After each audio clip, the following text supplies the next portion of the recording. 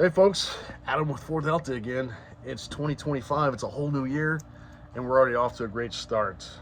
Having a lot of fun, just kind of tinkering around in the shop, building some rifles, and wanted to brag a little bit about a rifle setup that I made for a friend of mine. So the Pinky, the Stinky Pinky as I like to call it, it's got a 16-inch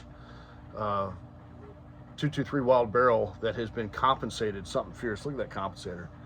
That is an aggressive compensator. It's very loud to shoot. It's got a 6-hour Tango MSR scope on it that has an illuminated reticle. And what's really cool about it, it has a line on the side of the scope, so when you're mounting it, you don't have to have a level. It's been leveled, but you don't have to have one. It came with the mount, and it came with a leveling system to help you keep that in alignment. So the LPVO, or low power variable optic, it's got a 1:8 magnification on it.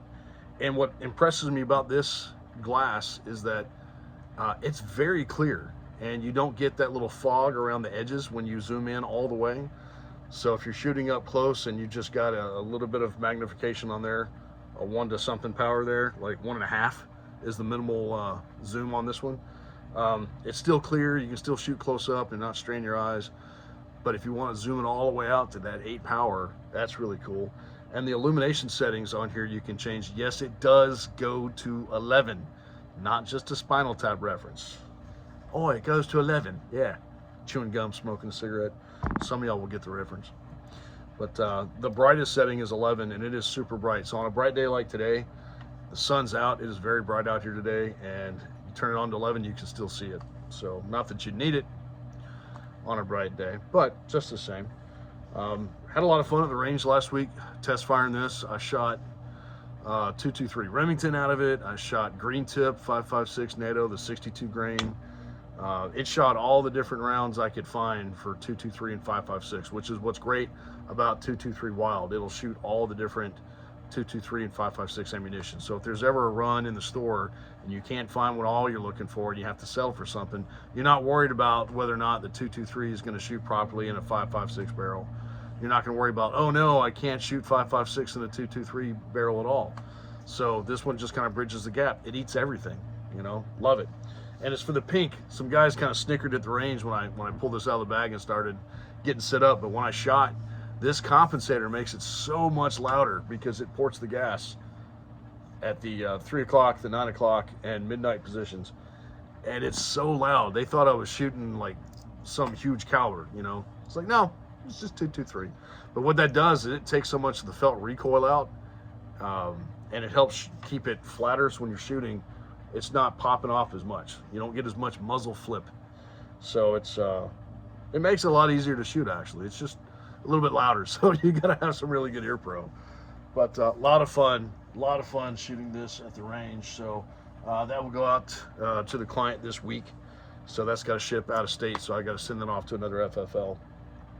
But that was a lot of fun, you know. And when you're shooting these little 223 and 5.56 rounds, you know, it's not a lot of recoil. Anybody can shoot it. When I was a drill sergeant, we used to train soldiers how to shoot, and I swear the smallest little potatoes little soldier in the platoon tended to shoot better than some of the big country boys because they just listen to us. You know, it's not a lot of felt recoil. Just relax and go with it.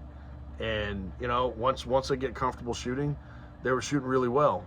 And you know, it's a lot to do with just that recoil management. You think that this is going to kick a lot because you see things in the news and the media talking about how powerful these things are, but this little round right here, it's not even legal to hunt with in most states.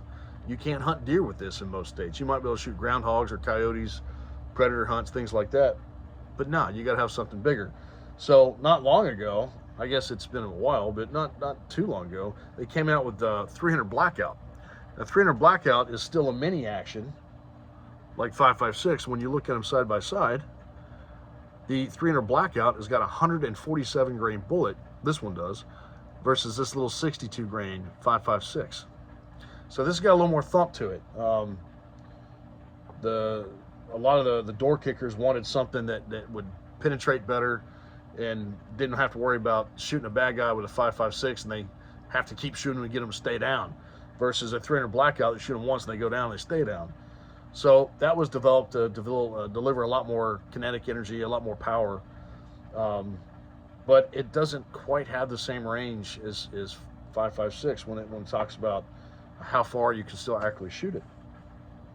So I don't necessarily hunt with 300 blackout. I know people that have. I hunt with my ARs. A lot of people say why. It was like, why not? I love the AR-15. I'm most familiar with it. But I love that there are all these new calibers that have come out. Here's another one that came out. This is a 350 Legend, and you notice here it's a straight wall cartridge. It doesn't neck down like the 5.56 does. So when you look them side by side, you can see how this has a necking to it. The neck's down here. Here's the shoulder to that projectile, whereas this is a straight wall cartridge. This was developed for states that don't allow center fire cartridges to be used to hunt with. So a center fire like this is not a rim fire. You have a primer center fire cartridge, as does this. This doesn't have as much velocity. So it was able to kind of conform to the regulations of those states and the laws about deer hunting. So you can hunt with this in some states that would not allow a center fire that has a neck down piece of brass. So a straight wall cartridge. And this has got a big piece of lead in it too. So that's a soft point from Hornady. This is a 170 grain bullet with that straight wall cartridge on the brass. Now you compare that to the 50 Beowulf, same concept, just a bigger caliber. This is the 50 Beowulf. That's the 350 Legend. 50 caliber. So yeah, that right there, that can be shot out of an AR-15 as long as you have the right bolt and barrel, bolt carrier group, it'll fit. So you can still fit that inside one of these magazines, right? So this just, I think this one's a 20 round mag. The follower is different because for these to fit into this, you have to have a different follower, that little thing that holds the bullet in place inside the magazine.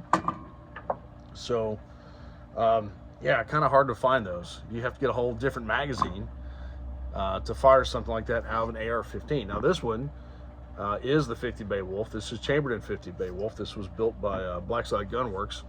I got this in a trade, and I was going through the safe, and I just kind of thought, like, I've never shot this. I got probably somewhere close to 80 rounds for this. I bought some rounds for it, but I've never fired it. I didn't hunt with it this season because this year I hunted with my 6mm ARC build. I built it last season and didn't get a chance to shoot it, so this season I got it sighted in, I took it hunting, and I dropped a nice doe about 120 yards out, 120 yards, and dropped her. Terminal ballistics on a 6mm ARC are fantastic for hunting, so that did a great job. But I did not want to hunt with this because, number one, I didn't want to go out to the range and go through 20 rounds trying to sight it in, because that'd have been $40 alone just to sight it in. But two, I don't know that I want to shoot a deer with the 350 grain XTP hollow point. So that is not small. When you look at that, that is huge. But what can you hunt with a 50 Beowulf? Hogs. In fact, the guy that traded it to me said, "Hey man, I know your dad's got hogs down there. This would be pretty cool to shoot a hog with. Come on, trade me that thing back." So I said, all right. So I made the trade and I got this. But you know, I haven't shot it. This is pretty nice little setup. It's a little bit different stock on there. B5 Systems grip. It's got a ghosted out receiver right here. You can see that it's been weight relieved more or less. So it's more of a little modern look to it. But it also has a very aggressive compensator, so you don't have that felt recoil.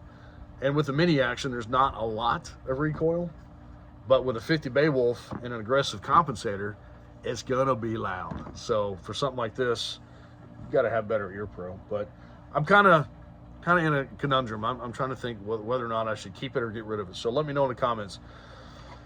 What do you think? Should I keep it? Should I get rid of it? I don't know. Just kind of going back and forth on it, because honestly, there's only so much room. And not gonna nag about my wife. I love my wife. She's awesome. She's amazing. She's so great. That's what they tell me. Everyone says the same thing. She's awesome, but kind of had a deal. I can't get a new gun unless I get rid of an old gun. Kind of want something else. I was thinking about building a new 6.5 Creedmoor, but in a 18-inch rather than a 20 or 16 inch. I was going to do one in an AR-10. So in order for me to build that AR-10 chambered in 6.5 Creedmoor, I might need to let this one go. This is a cool rifle. I was thinking about maybe painting it. I don't know, but should I paint it? Should I leave it black? I don't know. Let me know in the comments. But 2025 so far has been fun. I got a buddy that has a rifle ordered for next week that I got to put together and get that one out. I've got the parts in this week. I got the Cerakote on order, which should be arriving today. And then I'll be able to build that one out and get it test fired. It's not fun test firing when it's 6 degrees outside, so we're still wintertime here in Tennessee. As you can see, it's still very barren. A little cool outside. If you're in the sun, it's not so bad, but test firing is best done in the morning before the range gets crowded. And I don't like being out in 20-degree weather. Doing a test fire, I'm like, nah. Especially when my range is an hour away. So, but yeah, I got that build, and I should be able to get it test firing it out. And then I got another one just waiting on the client to make up his mind about what optic he wants on it, and I'll get that one done. So I don't know, man. January 2025 has been fun. We got some rifle projects that were done and completed. I got a couple more in the works. Looking forward to next month. I'm probably going to do that AR-10 and 6.5 Creedmoor, kind of the way I'm leaning. So going to produce my first AR-10. That'll be fun. Yeah, since I hunt with mine, I definitely want that 6.5 Creedmoor because it's so versatile with the different loads. You can shoot, a 95 grain bullet. You can go up to 150 grain bullet if you want to. It's just a really versatile caliber. So I like versatility, and I like building rifles that will be around for a lifetime. And 6.5 Creedmoor seems like one of those calibers that's gonna have some staying power. It's gonna stick around. So the novelty stuff like the 6mm ARC, I don't think it's gonna stick around.